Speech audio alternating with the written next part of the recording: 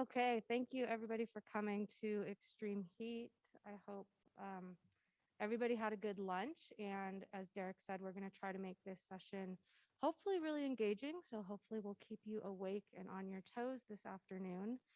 My name is Michelle Laramie, and I'm here with my colleague Grant Schertz.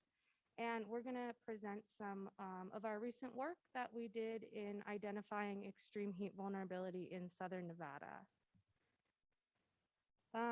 So hopefully I'm just taking an educated guess here. I think we're all here because extreme heat is an increasing concern for all of us in this room and in Nevada. Um, both Reno and Las Vegas. Oh, thank you. Sorry. I'm supposed to be navigating the Zoom and speaking, and apparently I cannot concentrate on both. So both Reno and Las Vegas hit some record high temperatures this past July. And really all over the country, we saw some brutally hot temperatures and heat waves as well. And Southern Nevada in particular has been identified as one of the fastest warming regions in the country. And so the data we see here, it really kind of bears that point. On the graph here, you can see that the number of days over 100 degrees Fahrenheit has steadily increased over the past 30 years in Southern Nevada, from an average of 68 days per year in the 1990s to 83 days per year in the last decade alone. So this is a 22% increase in the number of days over 100 degrees just in the last 30 years. So of course, we know these extreme temperatures, they contribute to a host of negative impacts, anywhere from poor air quality, prolonged droughts, added wear and tear on infrastructure. But more importantly, research also finds clear links between increasing temperatures and increasing heat-related illnesses and deaths. Just between 2015 and 2019, Southern Nevada issued 23 excessive heat warnings. And between 2009 and 2018, there were 568 heat-related deaths in the Southern Nevada region. But experts do hold that many of these outcomes can be preventable. And so that's really what brings us to the focus of our study and the research that we did at the Regional Transportation Commission of Southern Nevada over the last year. So in our research, we looked to identify geographic concentrations of people who may be at greater risk to extreme heat in our region. And we also worked closely with our partners and stakeholders to start talking about how we can develop tools, program and policy recommendations to help target resources in areas where our most vulnerable populations are living. So to do this, our team developed a heat vulnerability index and a web-based spatial analysis tool of where extreme heat vulnerability is occurring. And Grant, he performed much of this technical analysis, and so he's going to share those details with you now. Thank you. Yeah, so as Michelle stated, I'm going to discuss the framework of our study, but then also briefly go over the methodology we used for the extreme heat vulnerability analysis. And our study conceptualized extreme heat vulnerability as having three components. The first being exposure, which is can be from the natural or the built environment. The second being sensitivity, which are factors that can make someone to be higher at risk to extreme heat impacts. And third, administrative capacity, which are factors that can make an individual have more limited options in successfully coping with extreme heat events. And so illustrated on this slide, we have a lot of our indicators that we selected with some input from local stakeholders. And we put them all into our framework as was appropriate. And the data source for a lot of this was from the US Census Bureau, but we also got data from the assessor's office, from the local health district, and also from national space agencies. So with this framework in mind, we proceeded with a methodology which included a grid cell analysis, a process for weighting all those indicators, and then bringing those indicators together into a composite score and publishing our findings. One of the challenges of our analysis was there were limitations with the data. One of the limitations was that it would come in different geographies. So sometimes it would come in block group, sometimes it would come in track, zip code, or some other geography. And that precluded being able to do a direct comparison. So to overcome that, we disaggregated the data into a common geography. We used the US National Grid.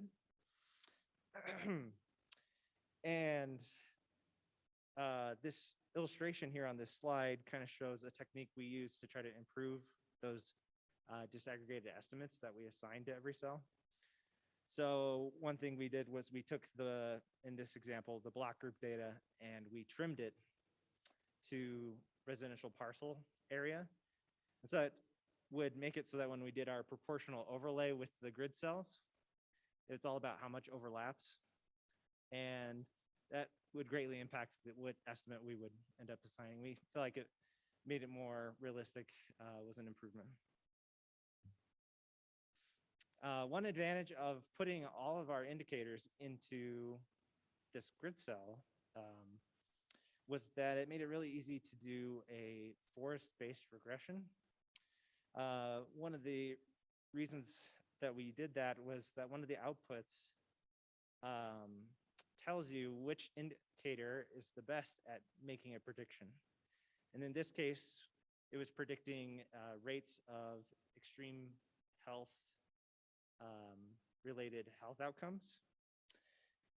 And we really feel like the weights that are listed here, and they're in each of their categories, helped us hone in our index on our subject matter of interest.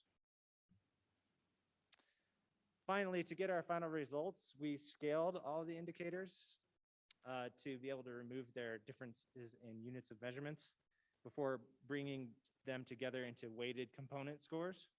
And those are the maps on the right. Those are our 3 components from our framework.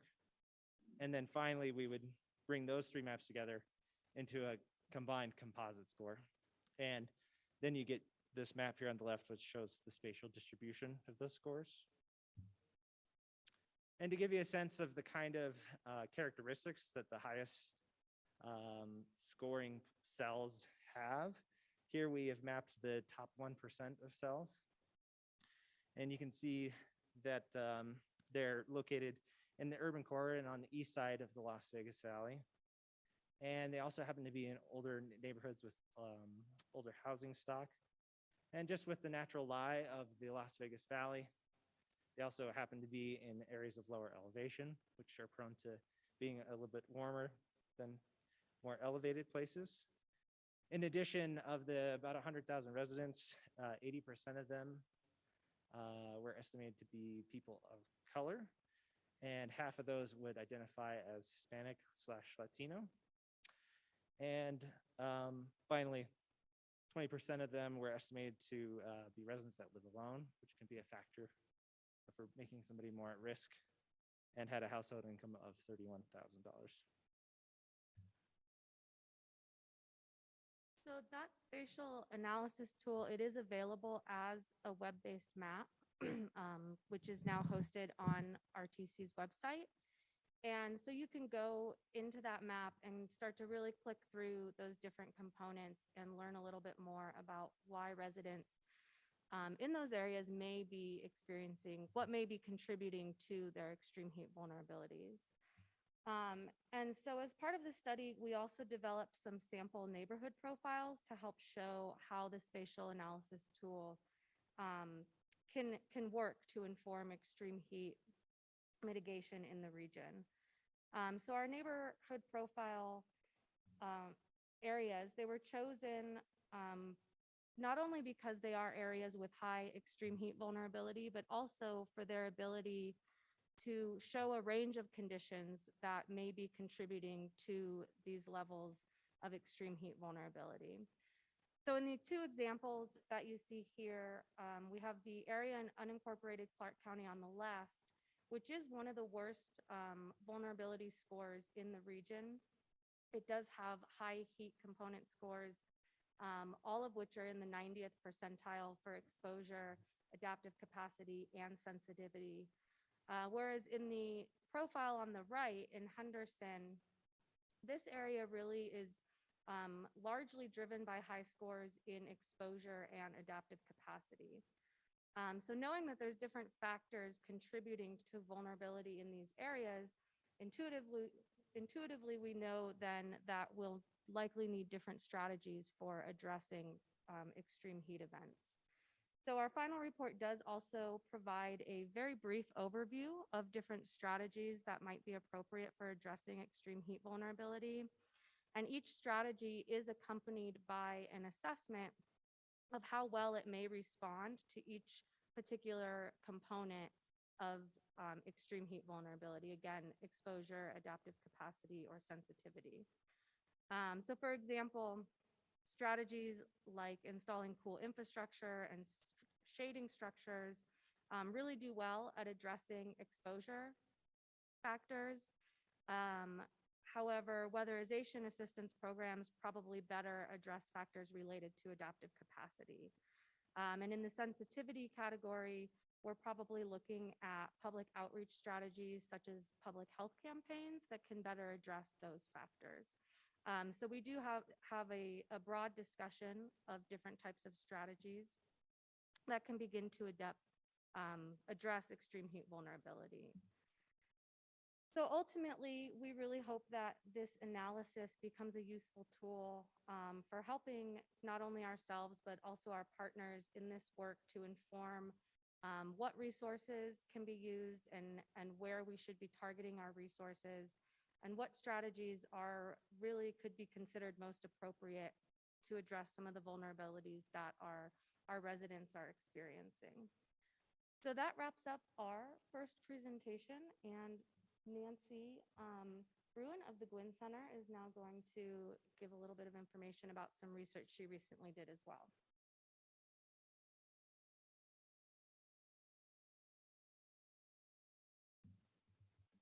Thanks, Michelle. Do I just hit this? Okay. Perfect. Okay. Hi, good afternoon. Can you guys hear me? Okay. So I think our study actually picks up where Michelle and Grant's work or presentation ended off, where we're talking about strategies. So by way of background, I'm with the Gwynn Center. We are a policy think tank. We are now affiliated with UNR. And so about a year ago, we started this study to look at how do people actually experience or feel vulnerable to extreme heat. And then we wanted to look specifically at how COVID had exacerbated some of those underlying vulnerabilities. When we released the report a couple of months ago, it got a lot of press. I think it was because it was so hot, so everybody around the country was talking about heat. It feels a little weird to be talking about extreme heat today when it's like 40 degrees outside. But nevertheless, so the study had three components. We did interviews of folks that we thought were vulnerable. So we wanted to focus specifically on Latino populations and Native American communities in Southern Nevada. And this work was funded by the Walmart Foundation, and we did it in partnership with the Morrison Institute at Arizona State University. And they actually Arizona has a higher percentage of Native American communities. And so for them, it makes sense to really look at the vulnerability of Native American communities and Latinos. And so we mirrored that study. So we interviewed about 50 community leaders and community residents in Southern Nevada. We also did a follow-up survey of those community members. We then did a landscape analysis where we identified policies, public policies, programs, government statutes that addressed heat and hopefully addressed the impacts of heat on health. We then follow that up with a gap analysis to look at, where are people feeling heat versus what are the policies around adaptive capacity or addressing sensitivity, where are those at? So what we found through the interviews, and we had four sort of decision spaces. We wanted to know how residents felt heat in either private spaces, so think about your home, or public spaces such as parks outdoors or malls, work environments, and then finally transit. And that could be in their car or walking their kids to school. And so from the surveys, we found that there were sort of three primary challenges associated with heat. The first set of concerns had to deal with or dealt with thermal discomfort. So a lot of the folks we talked to shared how they, were just in their house during the summertime trying to do things like eat salads and put cold towels on their necks to try to address the thermal discomfort they felt indoors. Not surprisingly, they shared that they felt a lot of the heat or felt thermal discomfort outside at the parks. They also shared that they felt thermal discomfort in transit. Many people talked about their broken air conditioning systems in their cars or just how challenging it was to walk their kids to school. The other area that folks identified where they felt heat was in the area of health impacts. So there was a lot of conversation around just being dehydrated and always carrying bottles of water with them. And then also some concerns with how the heat actually aggravated some of the underlying conditions they had, such as asthma or high blood pressure. And then finally, a lot of the folks we talked to frequently mentioned their concern about the heat, which was manifested itself in energy use. So in Southern Nevada, there's a lot of conversation around high electric bills and how they, would try to, turn off the air conditioning when people were not at home. And, in talking about COVID and the impacts, many people reference the fact that their energy bills were higher during COVID because normally in the past prior to COVID, they had gone to the office or gone to the school and could turn their air conditioner off. But now they were all working and going to school at home, and there were 5 people in the house. And so their air conditioning bills were quite high during COVID. What was really interesting is when we surveyed them, almost 2/3 of the community members we surveyed said that the primary place they feel heat is in transit. That was really surprising to us. So then based on what we heard and then looking at the 40+ policies, programs, and statutes that are in place, we identified some of the gaps that exist in Nevada. And I will say, even though this study focused on Southern Nevada, a lot of the recommendations and the gaps apply to Northern Nevada too. So I think the next iteration is thinking about this from a statewide perspective. So we found that very few of the existing policies, programs, or statutes actually address workplace or the transit decision spaces. We found that community members often don't know about the existing programs. Some of that is a lot of the material is only printed in English. And so one of our recommendations is that all the materials printed in at least Spanish, if not Tagalog and other languages. We also found that very few statutes address housing requirements as they relate to air conditioning units. I think one of the few was the city of North Las Vegas, which actually has a specific statute that landlords must make sure that the apartment units or their units can maintain a temperature of, I think it was 76 degrees. We also found that there is an absence of programs that address the repair or modernization of home air conditioning units. It's interesting, we found through the research that NV Energy has a new program. Some of you may know about it, but they will assist families in putting smart grids or smart controls in their house. They will help them purchase energy efficient dryers or refrigerators, but air conditioning units, because they're so expensive, are not included in those programs that NV Energy offers.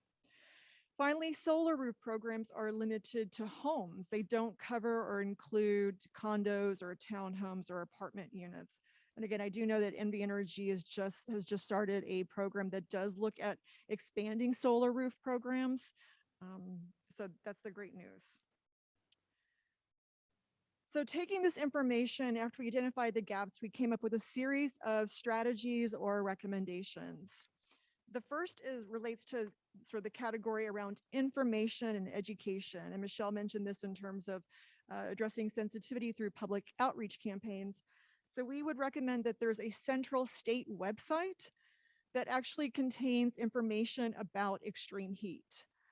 For example, many of you may know that the state DHHS runs a Nevada 211 website where you can go to find out, how to access utility assistance or find food. They currently do not have a tab for extreme heat. And much to their credit, when I brought this to their attention, they are completely willing to add a tab where it will house all of the information and resources about extreme heat and programs that can help. We also are recommending that stakeholders may want to think about sharing information through schools. And it's a great way to reach families. We know that down in Clark County School District, the school board just passed a measure to allow the schools to send information home with families about gun safety and safe gun storage. Why couldn't we send information home with the students about and their families to show them or to tell them how to access resources to address extreme heat? With respect to the sort of the policy area of transit, we recommend that stakeholders, public officials, explore ways to weatherize public transit stops. This could include putting misters in those transit stops, adding water bottle refilling stations to them, and then using metals that don't retain heat. We actually heard some stories through the interviews where people mentioned that they, had almost had burns from sitting on the really hot benches in Southern Nevada. We also are recommending that schools place water bottle refilling stations in schools. We've seen many parents who walk to school and they wait 20 minutes for the door to open, and they, just in May, it can be really hot and they're sweating. And so why not allow them the opportunity to go in, fill up their bottles, make sure the kids have full water bottles. We also think in Southern Nevada, where we have a huge homeless student population and foster kid population, that this could also help give them access to water over the weekends. We actually just received a grant to do exactly this. So we're going to be working with Washoe County, who was very interested to put water bottle refilling stations in our schools, particularly our Title I schools. I don't know if any of you have looked at your older schools or if you have kids in school. The water fountains are like really gross and unusable, and half of them are non-functioning. So this is an easy thing to do to help reduce the vulnerability to extreme heat. Finally, with respect to sort of the basket of policies or strategies that address thermal comfort in indoors, we are recommending that decision makers expand utility assistance programs. We found through the interviews that a lot of the folks, especially during COVID, have not been able to access some of these programs either due to income requirements. They may maybe just $1,000 more than above the threshold. And a lot of them require residents to be sort of related to citizenship. And so it might be worth looking at some of those requirements. We also think it's a good idea to establish programs for home air conditioner replacement, repair, and also car air conditioning and repair. There's no program that currently allows people to access repair or installation of car air conditioning systems. And then finally, we would recommend that decision makers explore the expansion of solar roof programs to include condos, townhomes, and apartment complexes. So with that, thank you, and I'm happy to take any questions at the end.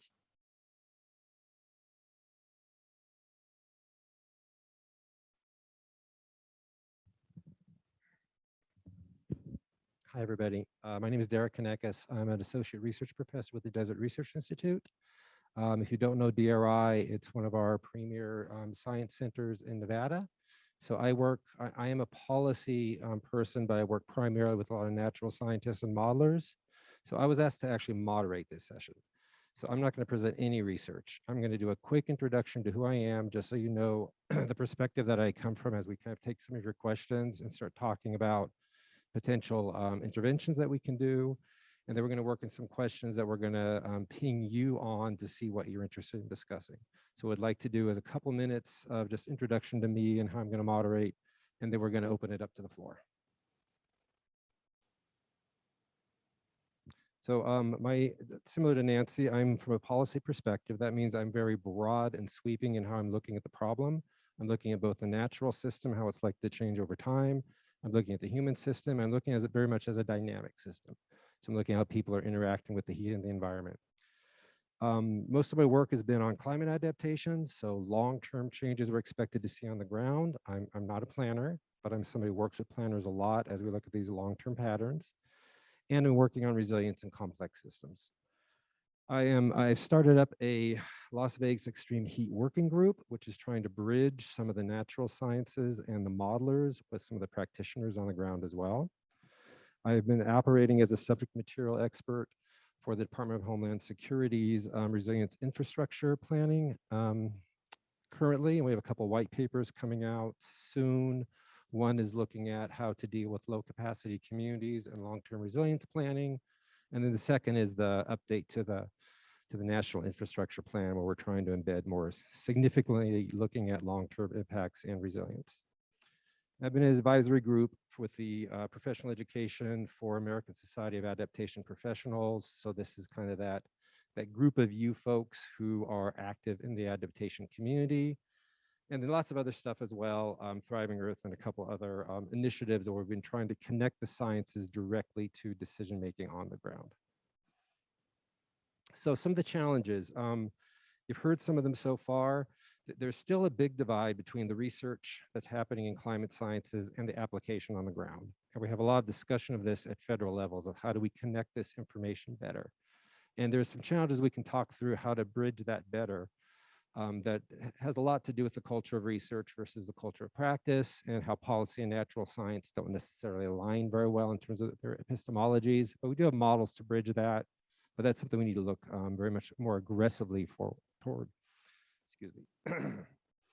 The other discussion that's being done right now, especially with infrastructure planning at the national level, is new infrastructure, growing cities, and retrofitting. So what we do with old neighborhoods versus the new infrastructure needs to come on the ground. Heat events we often think of as one-off events, but they're actually quite complex processes. When we think of extreme heat, how we define it, it may be an extended period of multiple 100-degree days and over, and maybe 121-degree day. It may be several events back to back. So it's a very dynamic process, and particularly when we start adding in how people are responding to that event on the ground. So one thing that's really useful with, I think, the vulnerability assessment work that's been done is it shows that kind of static view where the heat is. That next level is to start talking about those populations moving on the ground in response to it. In particular, when we talk about vulnerable and homeless populations that may not be stable. There's very dynamic change in place. So I think you've heard this 100 times before. The new normal, we can't use the data from the past to predict the future anymore. You know, the good news is we've been living in deserts for millennia. The bad news is we're going to have deserts like we haven't seen for a couple 100,000 years, and we need to start planning for very, very new conditions into the future. And then that baseline data is changing. So we need to start thinking about data systems much more aggressively as we move forward. So I'm a member of a lot of adaptation groups, and we did a quick poll the other day with the Western Adaptation Alliance. This is folks in the Southwest who are looking at climate adaptation at state, county, local, and then national, federal kind of agency level. One of the things that popped out as their most requested partners they would like to see aligned with was scientific researchers. So there's a very explicit interest out there now among practitioners in having better science to make their decisions around. I can look at the others as well. I think that's the most outstanding. We do have a lot of models and frameworks and approaches out there for starting to connect the science better on the ground. I think I'm going to skip over this one for this audience, but we shouldn't be reinventing the wheel. And we've been looking at how to kind of connect populations better to dynamic change on the ground for the last 20 years. Some of this stuff is what you're familiar with in terms of things like participatory planning. We've done couple projects in the state on collaborative modeling. So bringing citizens to kind of look at the climate models and respond to them and talk about them and opening up that black box of what we think that future is going to look like. We certainly have urban labs as well, which is something we don't really have yet in the state of Nevada, but has been experimented with in other urban environments, where you have university researchers and graduate students and others who will work directly on projects that cities and local governments can present to them. And then the Smart Cities 3.0, we're working on several projects now to start thinking about the new kinds of data systems that we need to monitor extreme heat at that very micro level where people are experiencing it, and types of feedback mechanisms that we can use to gather data from citizens and then give them the information that they need to respond to that as they experience it on the ground. And lots of others as well. Again, just kind of ping your academics. We do have ideas. Okay, so I'm done. That's all I'm presenting. Now it's up to you. So if you haven't already, which one do we have? We have our intro. We have our join our group. Okay, so we're gonna do a couple things. We'd like to get feedback from you different from just kind of questions. And it's kind of open to the audience. You want to do questions first? Let's do questions since they didn't get them from the presentations. Let's do that sound good? In the meantime, while we're doing questions from the audience for the two substantive presentations, please go to this website. QR code is, if you don't have an application for a QR code already on your phone, just go to the App Store, QR code. Most of the times you can't get a default. And we're going to ask you 5 questions. And we're going to show you the common word clouds that we get from this group.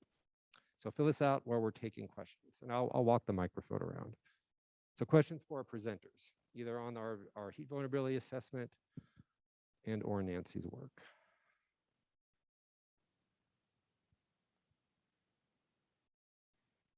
Hi, my name is Zane. So first, I just want to say that I think the heat vulnerability assessment that was done by RTC was a great piece of work. Thank you for the work that you guys did in that effort. And second, I wanted to ask about the study that was done in terms of policies addressing extreme heat in the Las Vegas area. I didn't hear anything about shade, and I'm glad to hear that you mentioned a cooler built environment, and there are many things that we can do to build a cooler built environment, right? But shade is something that is super important, and those are some of the mitigation measures that were mentioned in the study that RTC did. And I was wondering if you could speak to that. One of the things that I have a concern with are things like waived tree requirements in parking lots or waived tree requirements in development, right? Where we're waiving those requirements for developers when that shade is critically important to the community and reducing the heat island impact in the Las Vegas Valley. So could you please speak to that?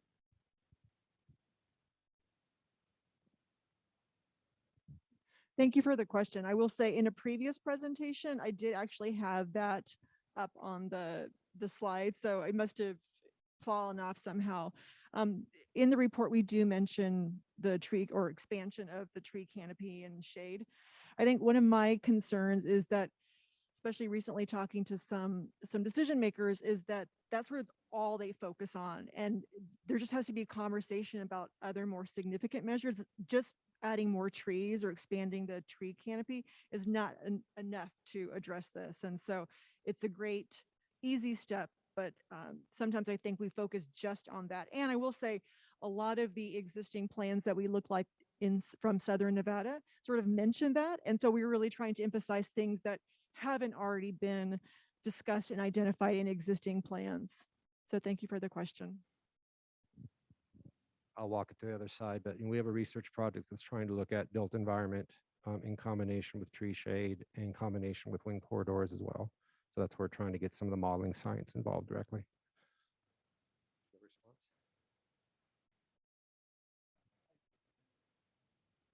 Yeah, one thing about the shade is that one thing I was looking at once was the fact that it's not very humid where we live, that the shade's particularly effective just because of that lack of humidity and the way that the heat index works.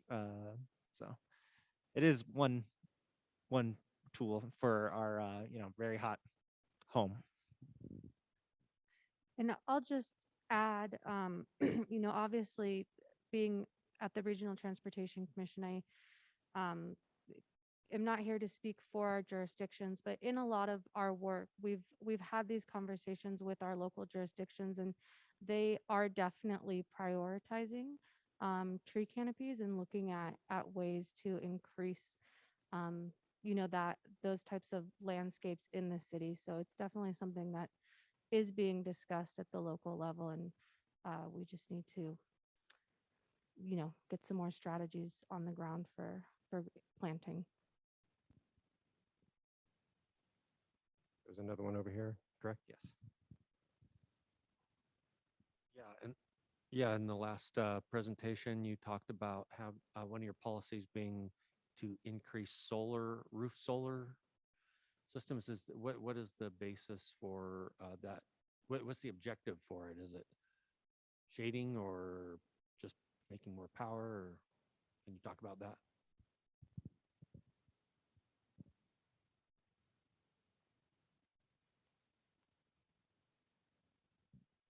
So expanding renewable energy and has been, I guess, identified as a strategy in several of the local Southern Nevada plans and master plans. And so again, if that is a program, and some of the folks that we talked to mentioned it. So if they mentioned that they would like a solar rooftop or participate in a solar rooftop program, I think in many measures, there's a perspective that over the long term, it can reduce utility bills, right? Especially as we live in a really hot environment. And so I think it was acknowledging what our local decision makers have identified in some of the master plans as a goal of reducing our use of the carbon footprint. And then also that some of the community members actually, mentioned it and said that they had wanted to participate, but they couldn't because they lived in an apartment or a condo. Is this cool? Useful? We want to know if this is a useful tool or not. But yeah, let's give me a thumbs up if you think I think it's cool. I guess my first question would be to RTC. Our bus stops in the Las Vegas area usually house about 6 people, and they're metal chairs. And I think the suggestion of water was awesome because really there's no place, if you're houseless, there's no place to get water. And so that drives up the deaths, right? And when I pulled the urban heat island map, I saw that like parking lots and major corridors, transportation corridors, freeways, and large collectors were definitely a huge part of the urban heat island. And I think there's a lot of work that needs to be done there. And also just as a note that when you put trees in parking lots, the diamonds have to be bigger than 6 by 6. So those code changes have to happen. And then if you go to places like Portland and stuff where they actually put trees in, we have to have monument signage so that we can cover the parking lot, but people still know that the business is there. So I think some of those things have to happen together. And, NDOT, if you look at our entryways and stuff there, anyway. So I'm just wondering what can be done with RTC on bus stops and those transportation corridors where there's lots of heat. And then even in her study, it says 63% of people experience the heat when they're in commute. So your thoughts?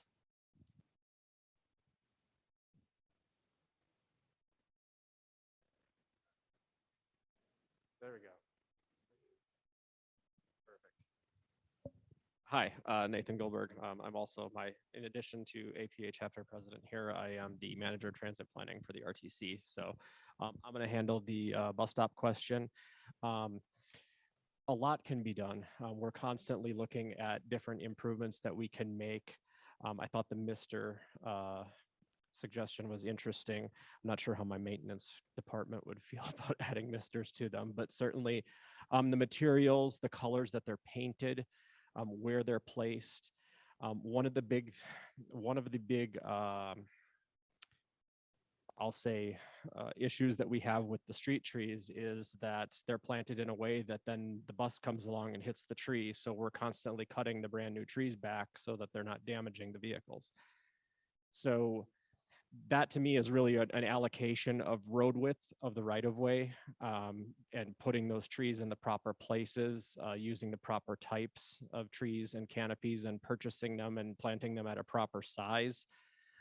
Many of the new street trees that I see are this big around and not even taller than me when they're planted. That doesn't do a lot for shade. It doesn't do a lot for, keeping them out of the right of way and things like that. And by that tree is just never going to mature, to your point, in a 5x5 box, to ever get to a point of where it's providing any assistance. Palm trees are another thing. They're not native. They're a water suck. They don't provide shade. They're 50 feet tall and have this much shade that comes with them. So getting away from that is a big deal as well. We're currently working on, I think it's just a grant application at this point, but it's for a study to look at some additional shelter designs that have seating on both sides. That's one of the issues, is that depending on what side of the road you're on and what direction you're facing at a time of day, yes, we have a nice shelter with seating and a roof on it, but the sun is blazing right in on you and there's nothing that you can do to get out of the way. But also providing that in a way where the bus driver can see that you're there on the back side, because that's one of the issues that the driver faces, is if you're not where they can see you, they can bypass that stop not knowing that you're there, waiting for the vehicle. So thankfully there are technological solutions to this, in that there are ways now that the shelter can have a little light on it or some other indicator that tells you there's a person there waiting. Or you can even potentially, we're looking at the ability for people to use their app to to be able to communicate with the vehicle before it gets there, to let them know that they're going to be there, things like that. But yeah, we are definitely always looking at those solutions, and just adding in more shelters, right, is also a big deal as well. So in Southern Nevada, we are to the point now where we basically have a shelter everywhere. We have the right of way kind of available to put one. So in working with jurisdictions and landowners, that's a big deal too, is trying to get access to easements and things like that to where we can put those. So that's another solution to that to that problem as well.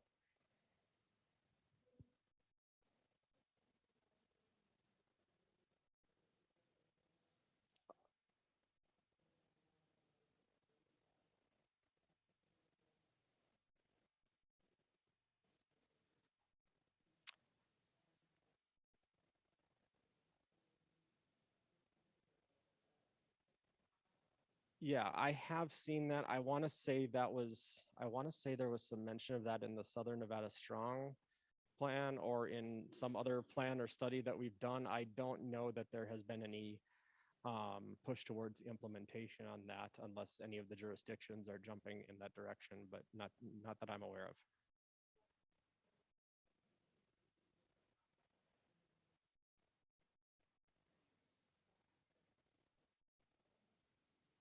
Fair enough. Great, thanks.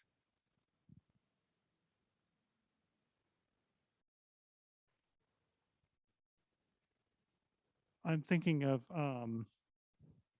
these vast neighborhoods that are being developed not only in Northern Nevada, but especially in Southern Nevada. And this is maybe not a question, but maybe just an observation, being a designer, looking at how the neighborhoods are, the architectural design, the actual layout of the roads, where these buildings are situated, how they're situated. Are they taking advantage of the wind that migrates through the neighborhood? Are they taking advantage of natural topography to best respond to a hot desert environment? Now we look at so many buildings that are going up and they're just boxes in the middle of the desert. And how is that a response to this demanding and environment that we're building in. And just wondering if there are architectural ordinances for how neighborhoods are being designed and thought through and built.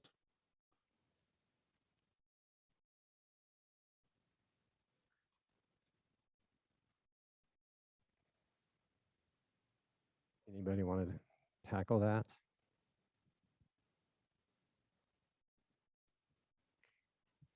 Yeah, so that's a really difficult question, and there's a lot of different agencies and organizations um and just people in general who all need to work together to kind of address some of those challenges of our built environment.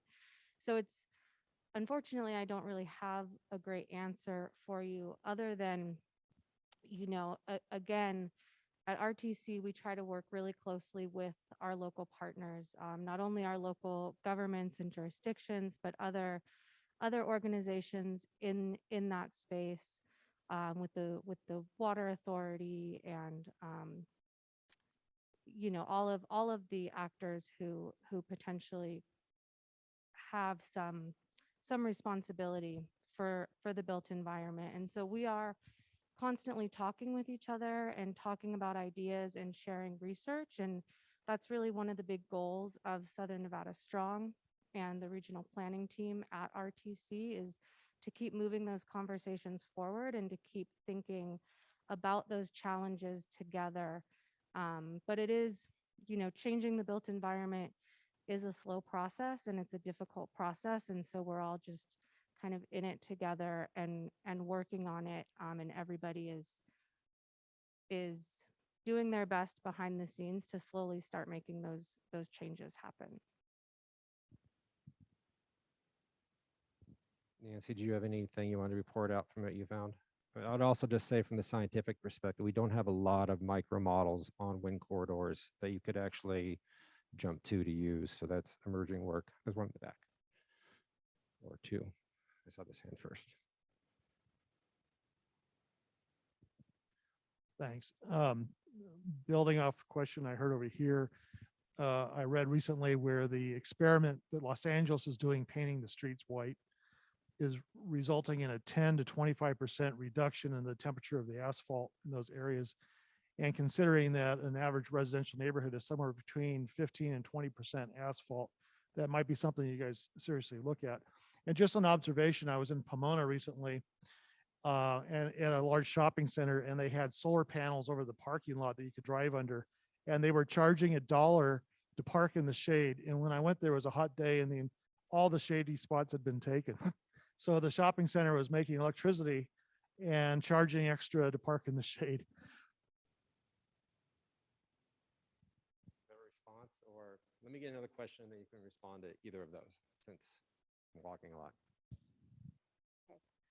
I just wanted to respond to a couple of additional comments that were made about the street trees and the like. But I just wondered, is it something that you're thinking about, kind of more of a whole street change design, like bringing in the stormwater system, creating a low impact development type of environment where you're removing some of your concrete, you're creating swales, you're creating areas that can, I guess, grow a tree potentially and potentially use, when you do get stormwater, when you do get rain, it can water it. I'm just thinking about those kind of, retrofitting type situations. We got one more question back here, and then I'll move the mic to the front. Or was it the one? There we go.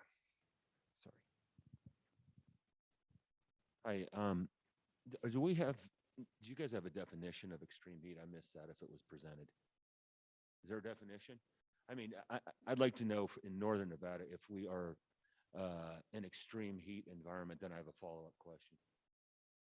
I offer that we have several that are out there in the scientific literature. So they're individual events that have exceeded historic norms. So that kind of new normal idea. And then there's, I would say, more robust, which are long dry periods, and then cycles of long dry periods. So that's what we see being used, at least in the climate modeling community. So it doesn't exactly get at it, but that's kind of the point that we're at is, is there a definitive natural science definition of extreme? Extreme is usually outside of the historic record. So that would be the short version of it. I think it does. Yeah. Yeah. So there's some of us in this conference that are on the private side that are advocates for development, and we want to do our part, right? And that is when we're framing an approach to a project, make it simple and call it a subdivision. And you look at the simplest criteria. We're out there doing our best, narrowing streets, reducing sidewalk where it's not needed for capacity, adding trees, street trees. Of course, I'm a huge advocate of tree canopy, and it's an easy one to sell to clients because it's cheap going in and produces something spectacular over time. But what else can we do? And I share this with you, and I promise you that in the planning world, it gets a little bit of, we kind of feel good about these narrow streets and then try and go get engineering and fire sign off on the same notion. Even in a subdivision, a simple subdivision that's closed, that's not needed for any circulation through the city, it's extremely difficult, and it's always a challenge. And I don't know, that's the conversation that I'd like to have. Thank you. Yeah, I'll give it up here, but again, from the folks who are looking at these urban systems models, those are some of the constraints that we want to address. So there's sort of that discussion of raising building heights to artificially put in shade through buildings. There's some of the facades that are being discussed and been there. You see facades all over Mediterranean Europe where there's a green facade rather than a green wall that adds shade, but that can cut back on, so less so the road, but it does cut back on the sidewalk a little bit, adds additional maintenance costs. So I'd say that's sort of the multi-criteria problem that we're trying to optimize over. But yes, I consider the private sector folks looking at the cost of something that may only be responding to an event that happens once every 5 or 10 years, very problematic for developing development around that. What else? Yeah. One thing, our map, it shows, some areas being more vulnerable than others, but ultimately it's the Mojave Desert. And so it's kind of funny, everybody is just exposed to extreme heat every year. And so there are some things we can do with regards to development and the built environment, but at some point the heat, just the natural heat, so high that the sensitivity and the adaptive capacity parts seem like more of an area where we can get more of a change, where we can actually enact change, especially on the short term. Mojave today, Portland tomorrow. Just again, working with the climate model folks, we're not, as we look longer out, there are these other kind of new events that we need to start thinking about potentially, at least from the public perspective. We're going to move on to some of the questions, just to get some feedback from the audience. Thank you for the Q&A just from the presentations, but I guess we should have 2 heat sessions, maybe one around private incentives to design and one around public planning perspectives. But we want to get more feedback. We had like 5 questions for you. We put 1 up. So we're going to move on to, if we can, the next one. Can I ask of you while we're waiting, impacts came up. Obviously water was there because we have water constraints, but impacts came up. When you're saying impacts, do you mean does the desired impact of something like urban forestry actually occur, or you think of secondary impacts that are not being considered today, things like narrower streets and then kind of ancillary considerations? Just toss out, what did you mean? If you put impacts up there, what did you mean? Nobody's loud enough, just gonna shout it.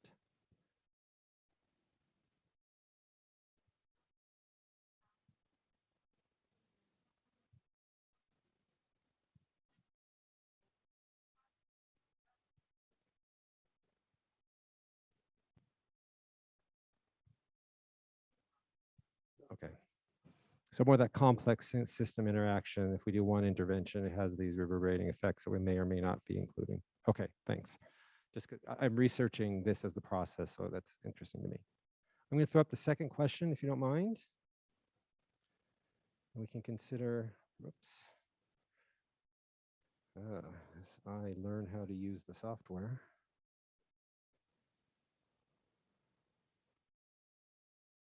How do I get out of, oh, there it goes.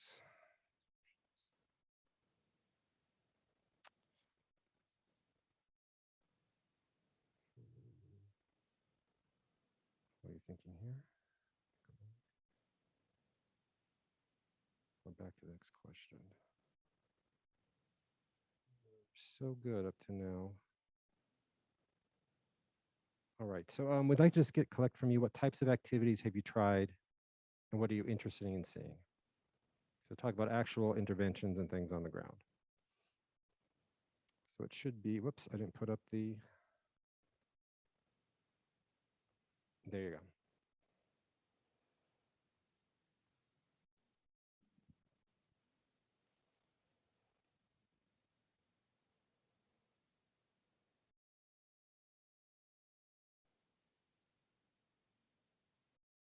So we've heard from other jurisdictions, at least I have around the Southwest, a heavy need to start learning what other people are doing in other places.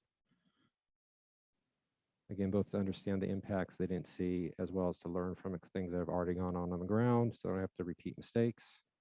So this is our attempt to at least do this at a statewide level, to start collecting some of that information. And admittedly, I don't know if these responses can be linked to your name that you put in, but we're not going to try to do that, so don't worry about it. No phones up.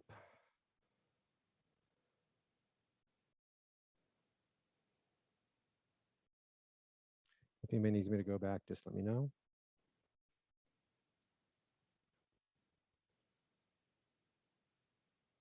So we're at 1 minute. I'm going to leave this up and collect your responses. Does anybody here want to do a last minute query of the audience? Or are there any burning questions from any of you for our last minute?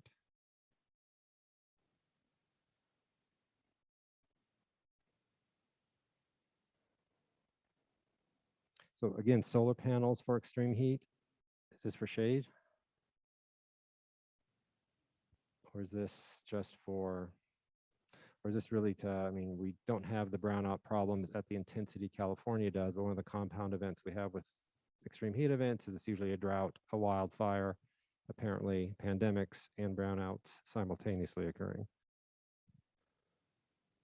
So some of the other impacts we need to think about from a resilience perspective is how do we manage these multiple compound events when we get one event that we planned around. So solar panels, a shade one, who put solar panels?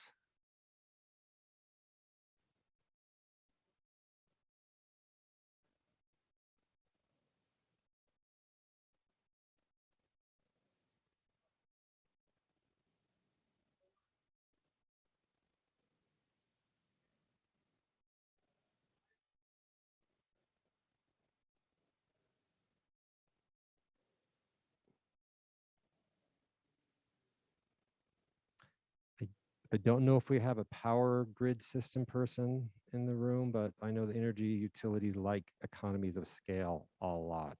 They like big, they like single wires. No. And then we have the incentive problem. Yeah, that you have the buyback problem and water conservation programs run by water districts. We kind of, yeah.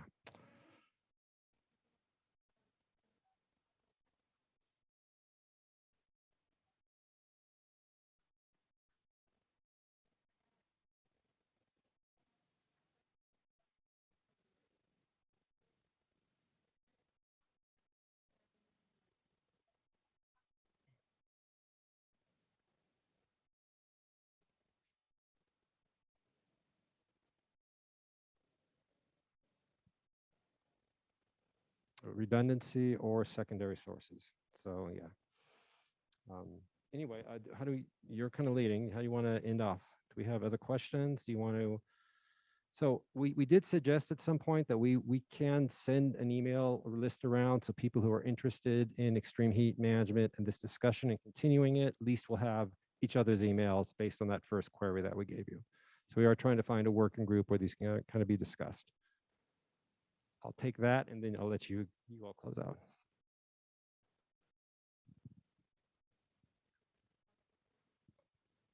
The question that I have is really simple. Is there a plan in the near or long-term future for these types of discussions to go to each community in Nevada, right? And find solutions that are more fitting to each community rather than, one size fits all?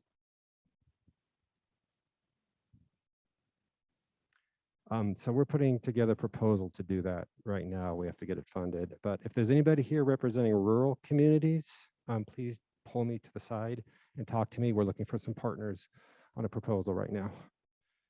One more. Yeah, I was raising my hand because I was from a rural community, but I do have a question.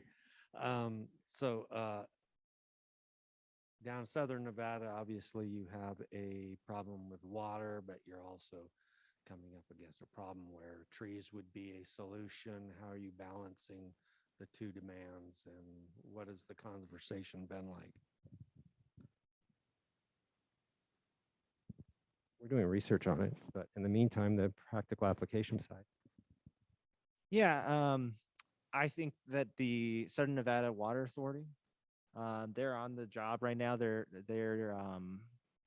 doing a whole, I think, inventory. They're trying to do inventory for trees across the whole county, and they have all sorts of information about, they're trying to get species information and stuff like that to kind of get estimates on that and find where they're, the net benefit is actually worth it when it comes to the water usage. So they're researching that right now. Sure, yeah. I'll just quickly add, Zane, do you have anything you want to add to that question? I'll bring the mic over and then I'll close this out because I know we're running late. Hi, I'm Zane Marshall, Director of Water Resources for the Southern Nevada Water Authority. So we want to remove as much turf as we can out of the valley. So our focus is non-functional turf. Trees and shrubs are something that we actually want to promote in the valley to address the heat island effect and concern. Turf uses something on average of 75 feet of water per square foot. And trees and shrubs are significantly less, obviously, depending on the species. We also promote the idea of planting trees that are heat tolerant. So as was mentioned in this presentation, the community is getting hotter over time. And there are a number of species of trees that are at or beyond their temperature thresholds. And they are beginning to die in the community. And so we need to choose different plant materials that are appropriate for the current heat environment and the future heat environment over the next few decades. So it doesn't necessarily answer your question, but in terms of water resource planning and vegetation in the community, we need to remove as much turf as we possibly can. Thanks, Zane. Well, I just want to thank everybody really quick for coming to this panel, the extreme heat panel. We are going to be doing kind of a phase 2 of this research. We don't exactly know what that looks like yet. And in the future, we'll likely be working on some urban tree canopy research as well. At RTC, we really just try to do research that provides useful information to our local partners. And so that's really our main goal with this research right now, is helping to progress these really challenging conversations that we're all trying to work through together. But thank you again for coming. We do have your information, and as Derek mentioned, we do have a handful of working groups, and so there'll be some follow-up coming out, and we hope to keep having this conversation with you in the future. Thanks again.